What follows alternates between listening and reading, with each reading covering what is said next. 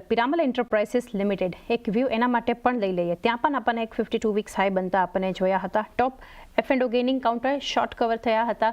કઈ રીતે વ્યૂ આપશો PEL માટે?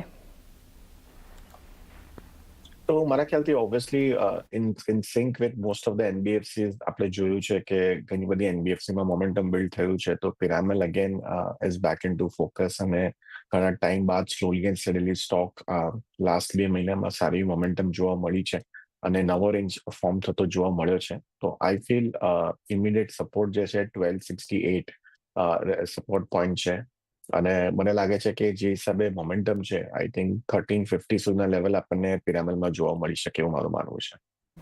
1350 સુધીના લેવલ્સ PEL બતાવી શકે છે. ખુશી, પિરામલ એન્ટરપ્રાઇઝિસ માટે ફંડામેન્ટલ એક વ્યૂ લઈએ, કારણ કે લગભગ 6-1 મહિનાના રિટર્ન્સ જોઈ રહી છું હું, 27-28% પોઝિટિવ રિટર્ન્સ.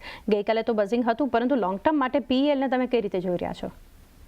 તો PEL લોંગ ટર્મ માટે પણ મને સારું એવું વેલ પોઝિશન લાગી રહ્યું છે, કેમ કે હમણાં જે ઓવરઓલ NBFC સેક્ટર્સનું એક ફેવરેટ એન્વાયરમેન્ટ બન્યું છે. આપણે જે રેટ કાર્ડ્સ મળેલા છે એના પછી એક ક્રેડિટ પોલિસીઝમાં પણ આપણે જોશું તો એક સારો એવો એમાં મૂવ આવ્યો છે.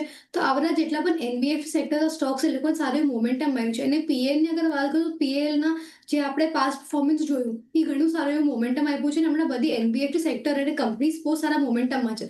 સો ઓબ્વિયસલી એને એક ફાયદો મળવાનો છે PEL એના પણ થોડા માર્જિન્સ કન્સોલિડેટ રહ્યા છે. થોડા આપણે અગર પાછળના ક્વાર્ટર્સમાં આપણે જોશું તો PEL કંપનીના થોડા લોકોના ન્યૂ માર્જિન્સ થોડા કન્સોલિડેટ ફેઝમાં રહ્યા છે હંમેશા. તો એ થોડા કન્સર્ન રહેશે કે આપણને આવતામાં રિઝલ્ટમાં થોડું નેમ માર્જિનનું થોડું એક્સટ્રેક્શન આપણને મળી શકે. પણ ઓવરઓલ મને કંપની વેલ પોઝિશન લાગી રહી છે, કેમ કે ઓવરઓલ સારો એક એન્વાયરમેન્ટ બન્યો છે NBFC સેક્ટર માટે, બધા કંપનીઝના માટે, અને એક સારો મોમેન્ટમ બની રહ્યો છે. તો આ મોમેન્ટમ કન્ટિન્યુ થવામાં આપણે આગળ ચાલતા પણ જોવામાં આવી શકે છે. આગળ પણ એક મોમેન્ટમ કન્ટિન્યુ બતાવી શકે છે. ફંડામેન્ટલ પણ સ્ટ્રોંગ PEL માટે એક વ્યૂ જોઈ રહ્યા છે. આ સિવાય